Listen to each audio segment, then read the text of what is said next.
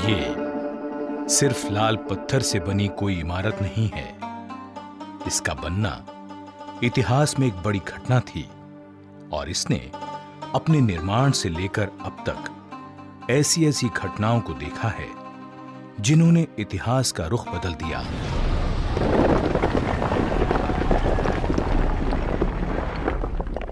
ये है दिल्ली का लाल किला।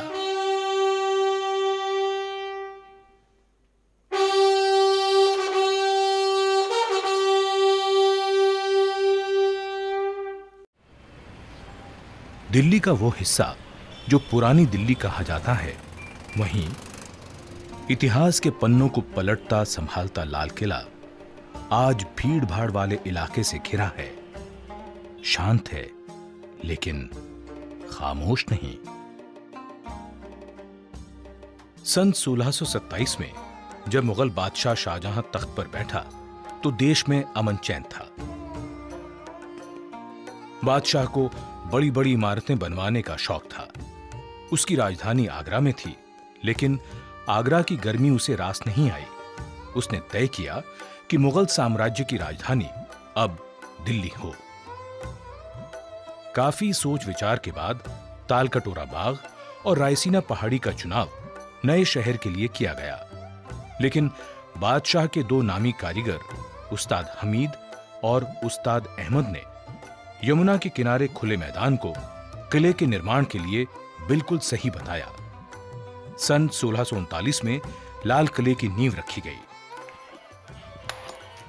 9 सालों तक कारीगरों, शिल्पकारों और मजदूरों की कड़ी मेहनत के बाद लाल किला बनकर तैयार हुआ।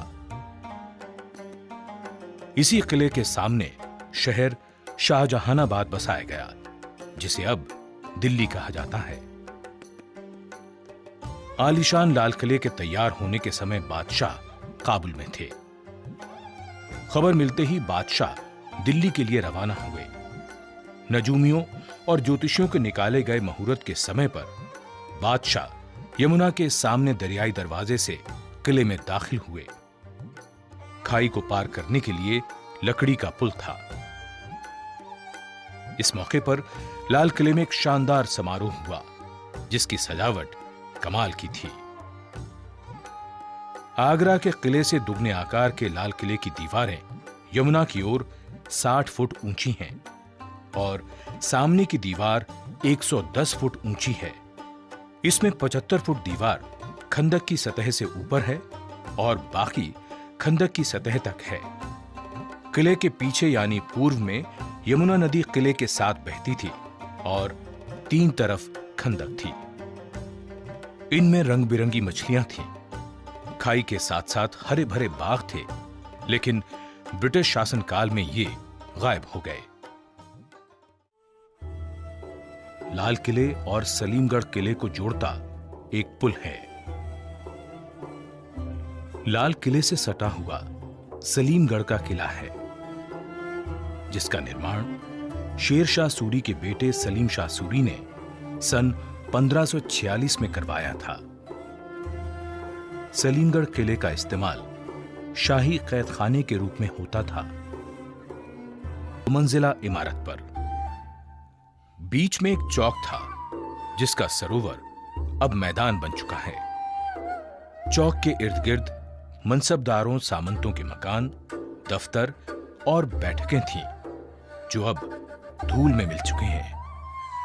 चौक से जरा आगे बढ़ते ही नक्कार खाने का दरवाजा है, जिसे हथिया पोल कहते थे। कुछ कहते हैं इसका यह नाम इसलिए पड़ा क्योंकि दरवाजे के दोनों ओर पत्थर के हाथी खड़े थे। इस दरवाजे से आगे किसी को भी अपनी सवारी में बैठकर जाने की इजाजत नहीं थी, सिर्फ शाही खानदान के सदस्यों को छोड़कर। नक्कार खाने में हर रोज 5 बार नौबत बजती थी। इतवार को सारे दिन नौबत बजती थी। इसके अलावा बादशाह के जन्मदिन पर भी पूरे दिन नौबत बजा करती थी। 2 मंजिला नक्कार खाने का दालान 70 फुट चौड़ा और 46 फुट ऊंचा है, जिसके चारों कोनों पर बुर्जियां हैं। इसी नौबत खाने में मुगल बादशाह जहांदार शाह और फर्रुख सियर को कत्ल किया गया था। नक्कार खाने से सामने नजर जाती है दीवाने आम की ओर। इसने वो शान शौकत, वो दौर भी देखा जब किले में बादशाह के पहली बार आने पर जो जलसा हुआ, तब यहां चांदी के खंभों पर दल बादल नाम का एक आलीशान शामियाना लगाया गया था, जिसकी कीमत उस समय 1 लाख रुपए थी। इसे बनाने में 7 साल का समय लगा और इसे अहमदाबाद के शाही कारखाने में तैयार करवाया गया था। यहां जगह जगह बेशकीमती कश्मीरी कालीन से सजावट की गई। ऐसी सजावट, ऐसी शान जिसका मुकाबला दुनिया में कहीं नहीं था। ये दीवाने आम का दालान है, जिसने मानो इतिहास के इतने उतार चढ़ाव देखे कि चुप्पी सी साथ ली।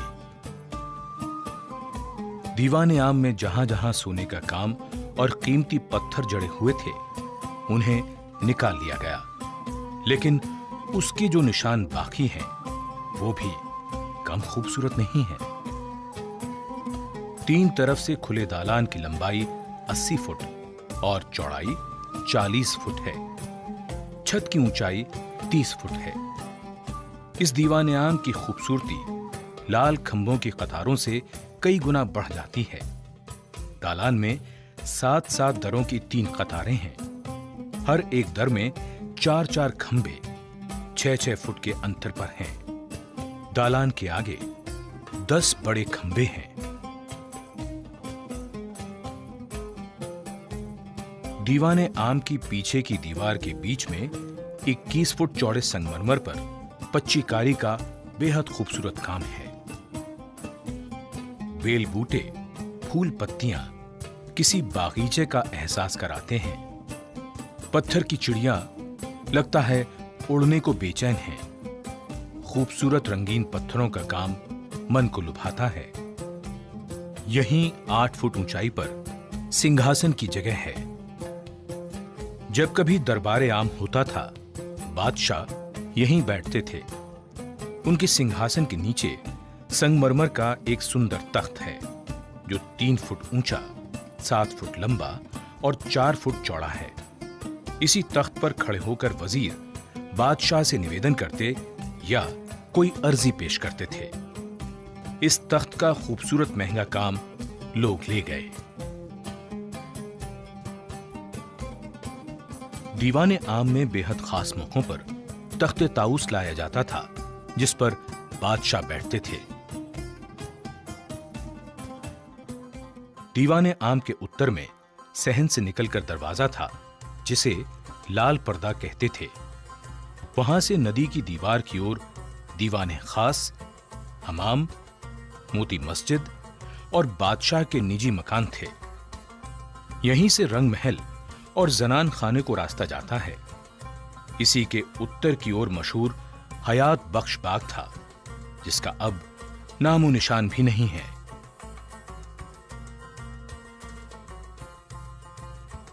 दीवाने खास की शानदार इमारत संगमरमर की बनी हुई है।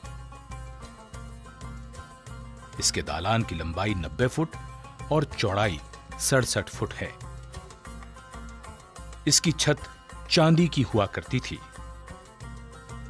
पूरा दालान संगमरमर का बना हुआ है। चारों कोनों पर बुर्जियां हैं, जिनके कलश सुनहरी हैं। दीवाने खास के बीचों बीच एक नहर बहती थी, जिसे नहरे बहिश्त कहते थे। जगह जगह इसमें फव्वारे चलते थे। दालान के भीतर कमरा 48 फुट लंबा और 27 फुट चौड़ा है। इसी में संगमरमर का वो चबूतरा है, जिस पर तख्ते ताऊस था।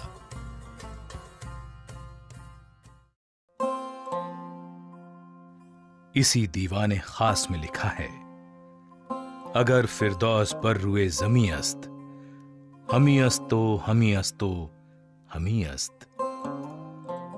यानी यदि पृथ्वी पर कहीं स्वर्ग है तो वो यही है, यही है, यही है। तख्ते ताऊस हीरे जवाहरात से जड़ा सिंहासन था जिसमें ठोस सोने के 6 पाए थे। इसमें जवाहरात, मोतियों और नीलम से जड़े 2 मोर थे। तख्ते ताऊस की कीमत का अंदाजा 17वीं सदी में भी करोड़ों रुपयों में लगाया गया था।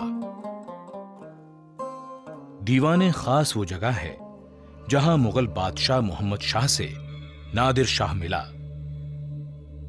ईरान का राजा वही नादिर शाह जिसने दिल्ली को लूटा, तख्ते ताऊस ले गया और यहीं धोखे से बादशाह से पगड़ी बदलकर कोहिनूर हीरा भी हथिया लिया।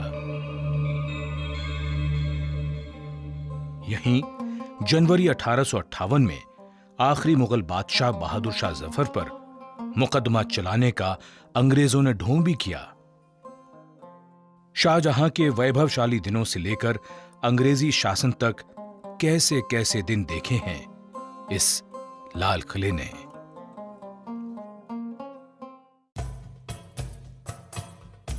दीवाने खास से उत्तर की ओर शाही हमाम है।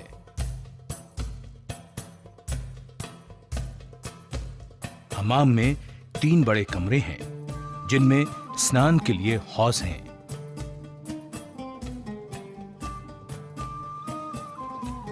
इस हमाम की दीवारें और फर्श को कीमती रंगीन पत्थरों से सजाया गया है।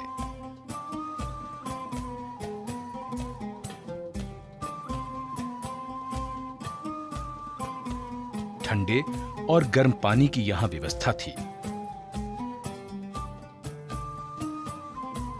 हमाम में नहर थी जिससे पानी पहुंचता था।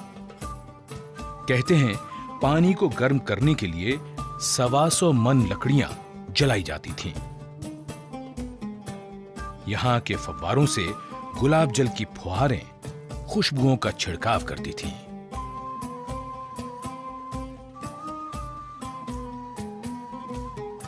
हमाम से उत्तर की ओर बहादुर शाह का बनवाया हीरा महल है। इसे 1824 में बनवाया गया था। नहरे बहिश्त जो उत्तर से दक्षिण की ओर है, यहां से गुजरती हुई दीवाने खास की ओर जाती है।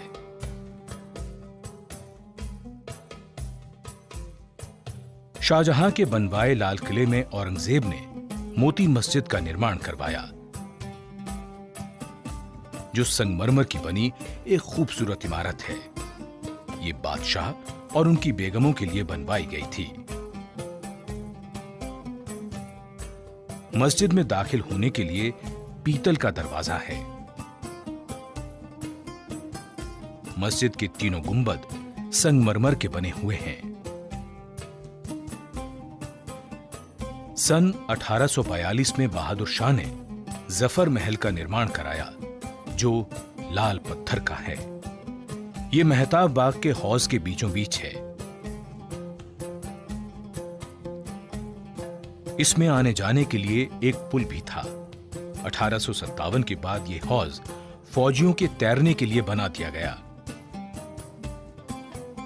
दीवाने खास के दक्षिण में संगमरमर के बने खास महल के बीच से नहर बहती थी। तस्बीह खाना, ख्वाबगाह और बड़ी बैठक, इस संगमरमर के महल की 3 तस्वीरें हैं। तस्बीह खाना बादशाह के एकांत क्षणों में इबादत का गवाह होने के साथ वैभव का भी प्रतीक है। यहां दीवार के बीच में संगमरमर का तराजू है और वहां लिखा है मीज़ाने अदल, यानी न्याय का तराजू। तारों का झुरमुट तराजू को घेरे हुए है और इसी तारों के झुरमुट से निकलता हुआ चांद भी देखा जा सकता है। पच्चीकारी और खूबसूरत जालियों का शिल्प बरबस ही मन को मोह लेता है। तस्बीह खाने में से शयन कक्ष का रास्ता है।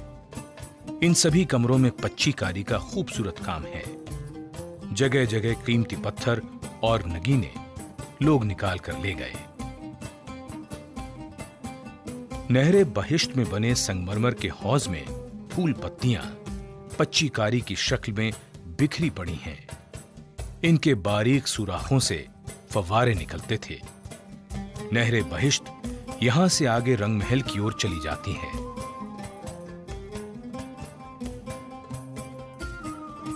ख्वाबगाह की पूर्वी दीवार की ओर गुंबद वाला बरामदा है। यहां 8 कोणों वाला कमरा है जिसके ऊपर गुंबद है। ये मुसम्मन बुर्ज है। इसी के नीचे यमुना की ओर दरियाई दरवाजा है जिससे बादशाह शाहजहां बड़ी धूमधाम से पहली बार इस किले में दाखिल हुए थे। यहीं झरोखे से बादशाह जनता को दर्शन दिया करते थे। मुसम्मन बुर्ज से ही 1857 में आखिरी मुगल बादशाह ने सामने के मैदान में खड़ी क्रांतिकारियों की फौज से बात की थी। पुराना मुसम्मन बुर्ज अब नहीं रहा। यह बुर्ज 1857 के बाद का बना है। पुराने बुर्ज पर सोने का पत्थर चढ़ा था। दीवाने आम के ठीक पीछे आलीशान रंग महल है। इसका सहन बहुत चौड़ा है। 13 दालान 5 हिस्सों में बटा हुआ है। नहरे बहिश्त इसके बीच से बहती थी जो इसे ठंडा रखती थी।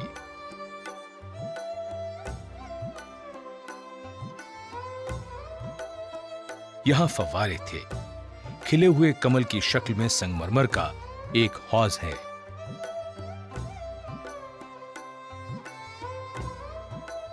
इस महल की छत चांदी की थी जिसे उखाड़कर तांबे की लगा दी गई और बाद में तांबे की भी छत उखाड़कर लकड़ी की सिंदूरी रंग की छत लगा दी गई। मुगलों के ऐशो आराम का रंग महल 1857 के बाद इसे अंग्रेजों ने रसोई घर बना डाला। जिस रंग महल को ठंडा रखने के लिए कितने जतन किए जाते थे, वहीं अंग्रेजों ने आग जला दी।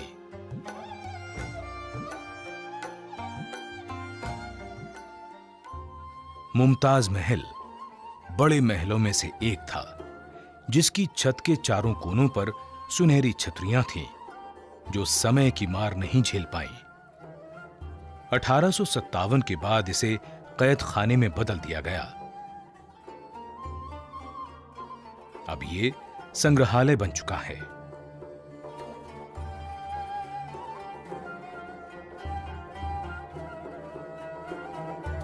मुमताज महल के आगे दक्षिण में बहुत बड़ा असद बुर्ज है।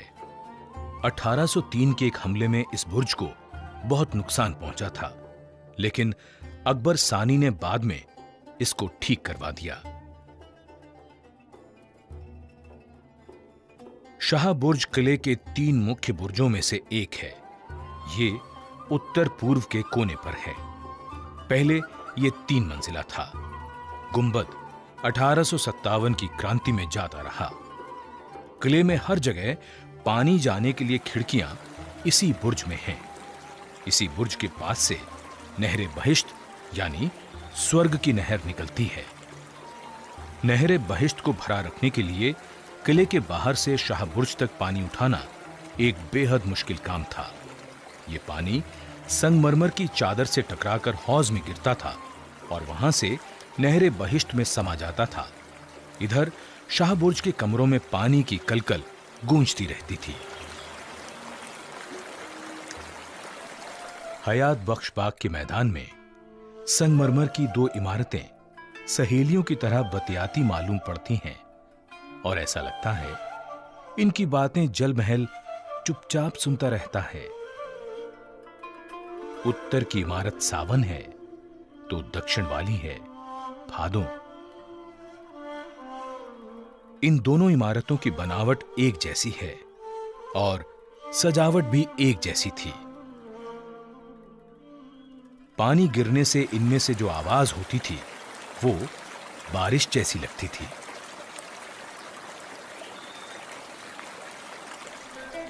लाल किला मुगलों के जमाने से ही सत्ता का प्रतीक रहा। मई 1857 में जब अंग्रेजों के खिलाफ विद्रोह हुआ, तब क्रांतिकारियों ने आखिरी मुगल बादशाह बहादुर शाह जफर के नेतृत्व में आजादी के पहले आंदोलन का बिगुल यहीं से बजाया था। 1857 में जब लाल किला अंग्रेजों के कब्जे में आया, उसके बाद इसमें बहुत सी तब्दीलियां आईं। किले की कई इमारतों को ढाकर फौजियों के लिए बैरक बनवा दी गईं। लाल किला अब बादशाह का आलीशान महल नहीं रहा, वो अब अंग्रेजी फौज की छावनी बन गया था। फिर 1940 के दशक में नेताजी सुभाष चंद्र बोस ने चलो दिल्ली का नारा दिया और लाल किले पर तिरंगा फहराने का आह्वान किया। इसी लाल किले में आजाद हिंद फौज के अफसरों पर अंग्रेजों की ओर से मुकदमा भी चलाया गया। आजाद हिंद फौज के अफसरों को यहीं कैद करके रखा गया था। इस ऐतिहासिक मुकदमे में पंडित नेहरू, भूलाभाई देसाई और कैलाशनाथ काटजू बचाव पक्ष के वकील थे। उस वक्त ये नारा देश भर में गूंजा था, लाल किले से आई आवाज, सहगल ढिल्लों शाहनवाज। लाल किला मुगल साम्राज्य के वैभव, शान शौकत, विलासिता और गौरव का गवाह है, तो उसने मुगलिया सल्तनत के पतन को भी देखा है। बादशाहों की मजबूरियों पर आंसू बहाए हैं, जालिमों के जुल्म और लुटेरों की लूट दर्ज की है। अंग्रेजों के खिलाफ एक बादशाह के नेतृत्व में क्रांतिकारियों को लड़ते देखा है। आजाद हिंद फौज के अधिकारियों और जवानों पर मुकदमे की बहस को सुना है। स्वाधीनता के लिए देश से उठती आवाजें भी इसके कानों तक पहुंची हैं और यही लाल किला आजादी मिलते ही मानो सबकी यादों में बस गया, जब इसकी प्राचीर से पहले प्रधानमंत्री ने तिरंगा फहराया था।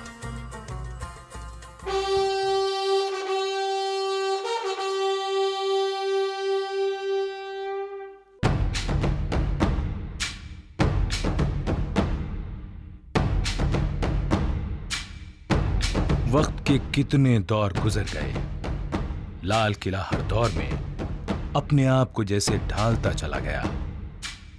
इमारतें बनती हैं, मिटती हैं, किले भी आबाद होते हैं, उजड़ जाते हैं, लेकिन लाल किले जैसा कौन बनता है? सिर्फ लाल किला।